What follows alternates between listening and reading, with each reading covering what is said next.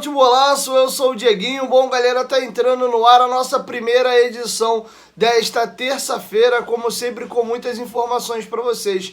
Antes disso, ó, dedo no like no começo do vídeo que me ajuda bastante. Se forem novos aqui no canal, já se inscrevam, ativam o sininho das notificações e, claro, sigam minha conta pessoal lá no Instagram. Ó, tem rodada de Libertadores hoje aí, tem jogos importantes acontecendo de Sul-Americana e você pode fazer sua aposta lá na 1xBet. O link tá aqui, ó, no primeiro comentário fixado do vídeo, utilizando o nosso cupom promocional, que é a palavra Futebolaço. Eles dobram aí seu primeiro depósito. Você pode ter bônus até de R$ 1.200 apostando lá na 1xBet. Além disso, vocês ajudam aqui o meu trabalho. Dá essa moral aí pro Dieguinho, você que faz as suas apostas, faça lá na 1xBet. O link tá aqui, ó, no primeiro comentário fixado do vídeo. Beleza? Dito isso, vamos agora conversar alguns assuntos delicados. Ontem tivemos o encerramento da rodada e um encerramento de rodada com resultado atípico. Parabéns ao Cuiabá, que foi fora de casa e venceu o Cruzeiro. Mas o resultado foi péssimo para o Vasco. O Vasco, com isso, entrou na zona de rebaixamento após finalizado a 7ª rodada, tá? Então o Vasco, nesse momento, ao lado do Corinthians, são os dois primeiros times dentro da zona de rebaixamento. E o primeiro time fora com 7 pontos é o Cuiabá, tá? A situação do Vasco no campeonato aí deu uma complicada e o que é pior, existia a possibilidade de a gente ficar fora da zona de rebaixamento, né, com a derrota ou empate do Cuiabá, sendo que a partir de agora o Vasco está na zona. Sendo que o Vasco tem 3 compromissos agora dificílimos. Vamos bater até aqui do 11º para baixo para vocês entenderem como é que está a classificação. Fortaleza tem 10 pontos, Bragantino tem 10 pontos, Bahia tem 7 pontos, Cuiabá tem 7 pontos, Internacional tem 7 pontos e o Goiás tem 7 pontos. Não está difícil. Uma vitória na próxima rodada pode levar o Vasco até a 13ª colocação, que também já te deixa na parte baixa da tabela, tá? Mas você consegue andar algumas casas dependendo de uma combinação de resultado. De contrapartida, uma vitória do Corinthians, uma vitória do América Mineiro, coloca o Vasco na vice-lanterna do campeonato.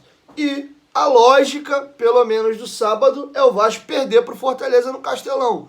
Fortaleza que hoje, né, tem sido um dos principais times do futebol brasileiro, tá pelo menos num top 8, digamos assim, no futebol brasileiro, nas últimas temporadas, e é um time que jogando em casa é madeira de dar em doido, tá? Então, dificilmente o Vasco consegue vencer esse jogo. Nós temos um clássico com o Flamengo, aí a coisa equipara, é clássico, tem a rivalidade, aí é um jogo que acaba mudando, e depois a gente tem o Inter que tá muito mal, que ontem foi demitido algumas pessoas da diretoria, mas o Mano Menezes foi mantido. O diretor executivo, o coordenador técnico, essa galera rodou. Acharam até estranho, que a expectativa era da demissão do Mano Menezes também. Mas o próprio jogo contra o Inter era no Beira-Rio. Enfim, e o Inter tem 2 jogos anteriores, um jogo com o Bahia em casa e na rodada subsequente o Internacional joga contra a equipe do Santos fora de casa. A gente não sabe como é que o Inter vai estar depois dessas 2 rodadas. Então, a tabela para o Vasco é duríssima, tá? E nós já estamos na zona de rebaixamento. Então, quantos pontos vocês acreditam que o Vasco faz nessa sequência de 3 rodadas? Então, isso preocupa demais, tá? Então, hoje o cenário é esse. Já estamos na zona de rebaixamento e com uma tabela muito difícil, com um elenco limitado e com 2 dos nossos principais jogadores do elenco aí do meio para frente estão fora, né, porque estão com a seleção brasileira sub-20. E a janela só abre em julho, tá? Eu vou falar um pouco de reforços no próximo vídeo. Esse vídeo aqui a gente vai discutir outros temas, como por exemplo, mediante o Vasco ter entrado na zona de rebaixamento, a torcida já estava muito irritada. O estádio de São Januário foi pichado depois da derrota para o São Paulo. E hoje a Força Jovem, que é a principal torcida organizada do Vasco, foi protestar lá no Shopping Metropolitano. Como assim, Dieguinho? Foi protestar no shopping? Eu informei a vocês que a Vasco da Gama SAF fez um baita de um escritório, pegou um andar inteiro lá no Shopping Metropolitano e fez aí um escritório top de linha. Conversei com uma pessoa até que já teve lá e falou, cara, tá extraordinário, tá coisa de primeiro mundo. Então, como a pressão foi na 777 e o Vasco, Clube Associativo, já não tem mais ingerência sobre o futebol, então foram protestar na sede da Vasco da Gama SAF, que é lá no Shopping Metropolitano, na Barra da Tijuca, ali na Avenida Abelardo Bueno. Abelardo Bueno ou Salvador Allende? Na Salvador Allende, né? Então vocês vão ver um vídeo agora de integrantes da Força Jovem. Tá passando na tela para vocês aí uma foto tirada de cima para vocês verem as faixas aí. Xingamentos a 777, pedidos de fora Barbieri. O Abel Braga foi xingado, o Paulo Brax também. Vou deixar com vocês o videozinho, a live que a Força Jovem fez agora há pouquinho lá em seu Instagram. Bora, caralho, vamos cantar aí, porra! Junta aí!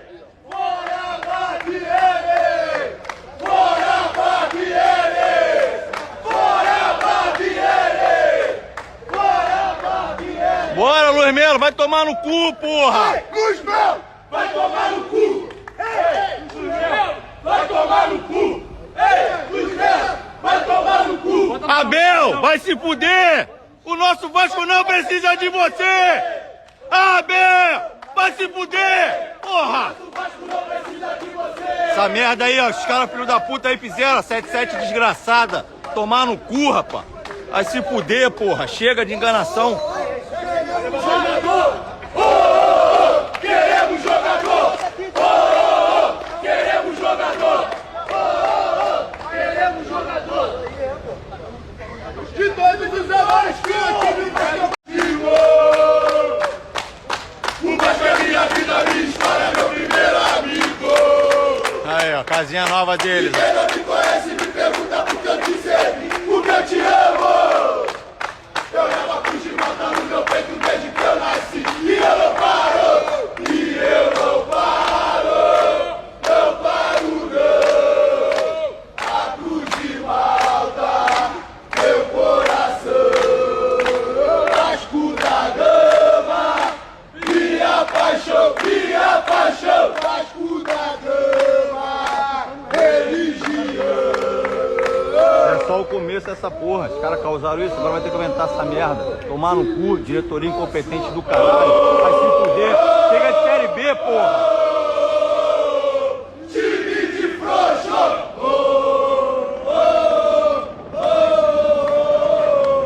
Time de frouxo! Bom, tá feito o registro aí, desde que seja cobrança firme, dura, sem violência, eu tô sempre de acordo e a favor. Então, dentro desses moldes aí, não vejo problema algum da cobrança da Força Jovem. E, de fato, cara, tá muito ruim e a cobrança, nesse momento, ela é pertinente.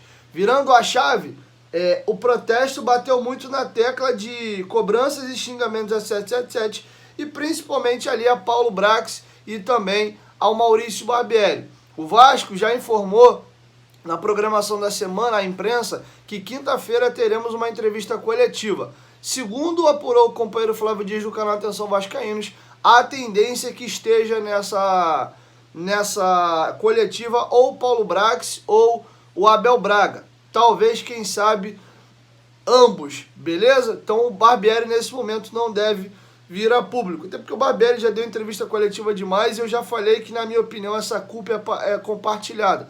Tá na hora de quem montou esse elenco vir a público trazer satisfações também. Então acho que o nome mais indicado para falar com a imprensa na quinta-feira será o Paulo Brax. O Vasco não informou em momento algum quem vai vir a público falar, mas, segundo o Flávio, a apuração interna dele deve ser um desses dois nomes.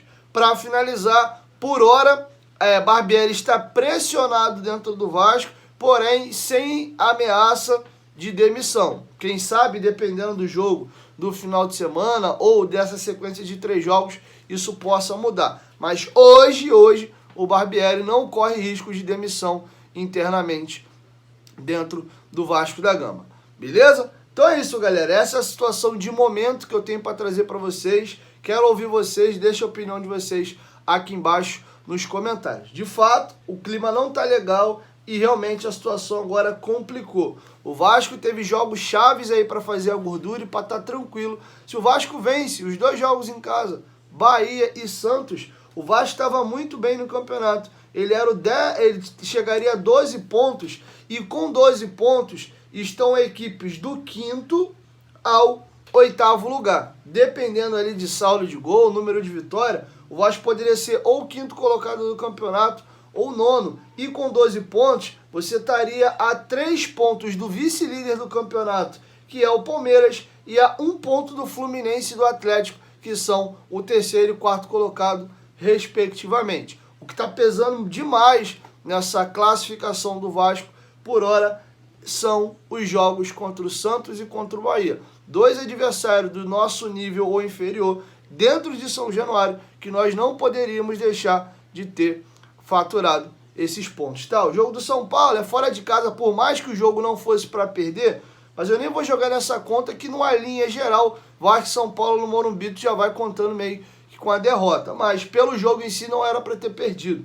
Mas não vou nem contar esse 1 pontinho, que com esse 1 pontinho a gente chegaria a 13, e com 13 a gente seria ou 3º ou 4º colocado do campeonato. Então olha como essas situações mudaram completamente a vida do Vasco no campeonato.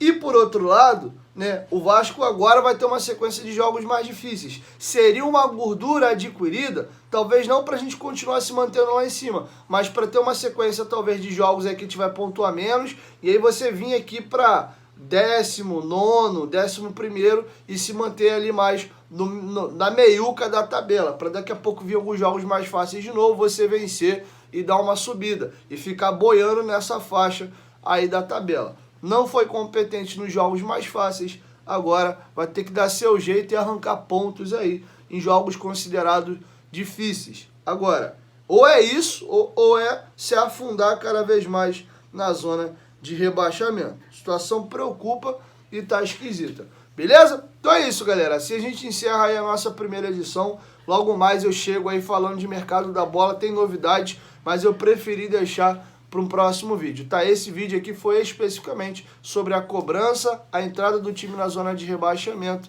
e o protesto das organizadas, que eu acredito que deve acontecer até outros, tá? A própria Força Jovem prometeu que é só o começo.